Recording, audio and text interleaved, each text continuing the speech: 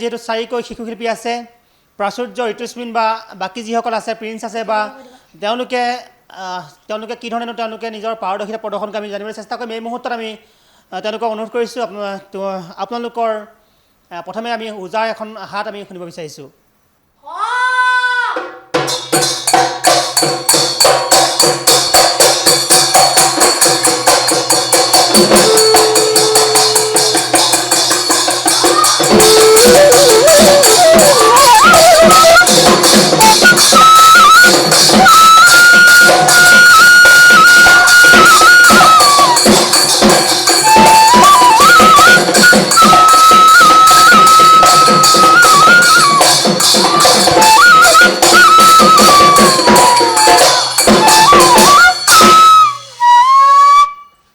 নমস্কাৰ জয় জয়তে সদৌ অসমবাসী ৰাইজলৈ আমাৰ চাৰিও তৰফৰ পৰা আন্তৰিক অভিনন্দন জ্ঞাপন কৰিছোঁ আৰু আগন্তুক ৰঙালী বিহুৰ শুভেচ্ছা জনাইছোঁ এয়া আমি হাত এখন বজাব লৈছোঁ সদৌ অসমবাসী ৰাইজক আমি তামোল পানেৰে মান ধৰিম এয়া শুনকচোন আমাৰ গুৰু শ্ৰদ্ধাৰ জয়ন্ত কৰোজাদেৱৰ ঘৰেৰে এয়া ঢোলৰ ৰগৰ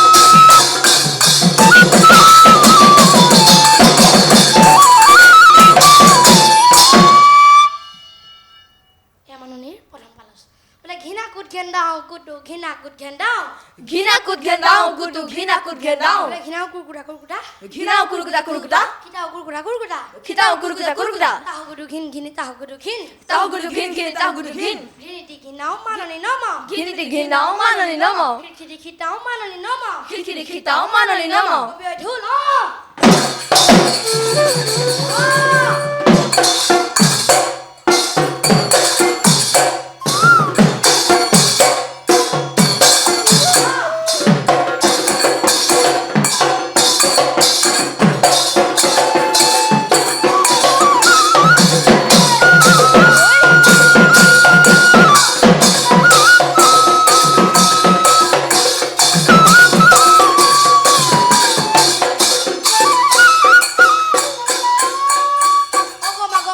ঘেরি ঘেরি গমা ও গমা গমা গমা ঘেরি ঘেরি গমা ও গমা গমা গমা ঘেরি ঘেরি গমা ও গমা গমা গমা ঘেরি ঘেরি গমা থাত্তা নিত্তা খাতা নিতা পর্বতর তিত্তা পর্বতর তিতা এঠকি তামুল এটকি তামুল সদ্যও সিপান সদ্যও সিপান প্ৰথমতে ৰাইজক ধৰি যাওঁ মান প্ৰথমতে ৰাইজক ধৰি যাওঁ মান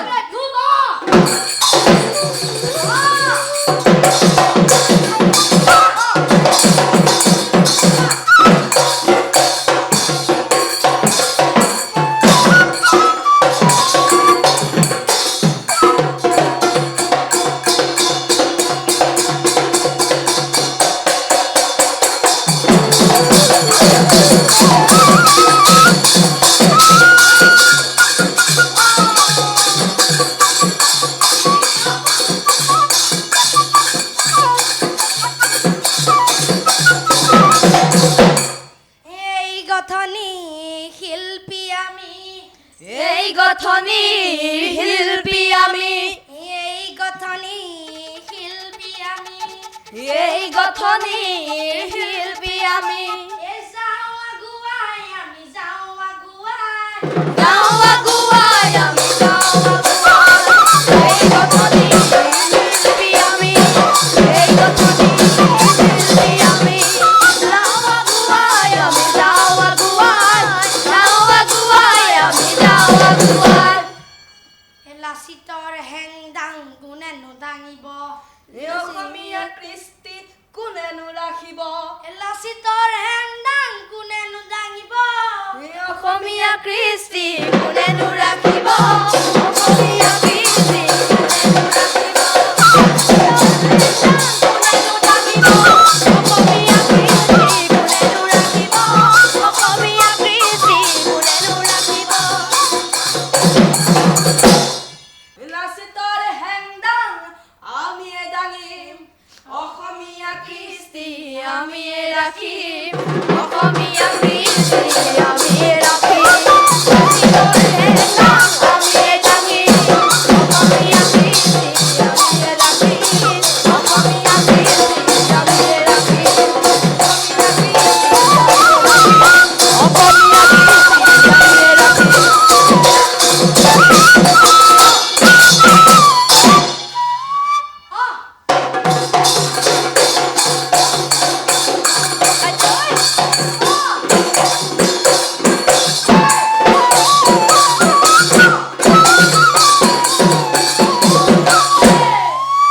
চ'তে গৈয়ে গৈয়ে বহাগে পালেহি ফুলিলে ভেবেলিলতা আৰু